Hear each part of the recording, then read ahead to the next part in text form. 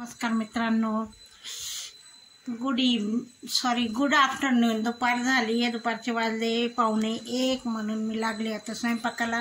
स्वयंपाक काही नाही आहे, आज आमचं आहे एकादश म्हणून एकादशीचं चाललंय खिचडी, साबुदाणा खिचडी बनवते मित्रांनो। तर आता बघा हे आमचं काम चालले, गॅस वाटा पण लहान झालाय, आता करते थोड्या वेळाने सगळं स्वच्छ। तर बघा आज तनुच्या पप्पांनी पण सुट्टी घेतली, घरी आहे ते। आणि ही बघा आमची तनिष्का मोबाईल मागतीये, मोबाईल नाही दिला तर कशी रडतीये, नुसतं ब्लॅकमेल करतीये। काय म्हणतीये, खायचं तर मोबाईल, प्यायचं तिला ते मोबाईल मागतीये, नाही तर काय म्हणतीये, सरळ म्हणती मला जेवायचंच नाही। आणि ती खरं करते, जेवत सुद्धा नाही ती। आपण दिलं ना हरून नाही दे जेवणार, ती काय करणार आहे, तिला मोबाईल द्या तेव्हा ती आपल्यासोबत जेवते, नाही तर जेवत नाही। तर मित्रांनो इथे चालली खिचडी, हिमांशू गेला बाहेर, आता राहिली फरशी पुसायची।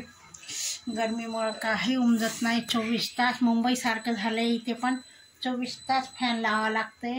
तर इथे आता मी बनवणार आहे थोड्या वेळाने मिल्क शेक, तर त्यासाठी मी भिजवलेले आहे, बनवणार आहे त्यासाठी भिजवलेले आहे। त्यात खजूर आणि बदाम आणि काजू, आता हे तिन्ही चांगले भिजले की मिल्क शेक बनवणार आहे। साबुदाणा वगैरे खाऊन झाला की दुपारी 3ला जराशी थोडीफार भूक लागतेच, तर तेव्हा म्हटलं बनवा थंड थंड मस्तपैकी।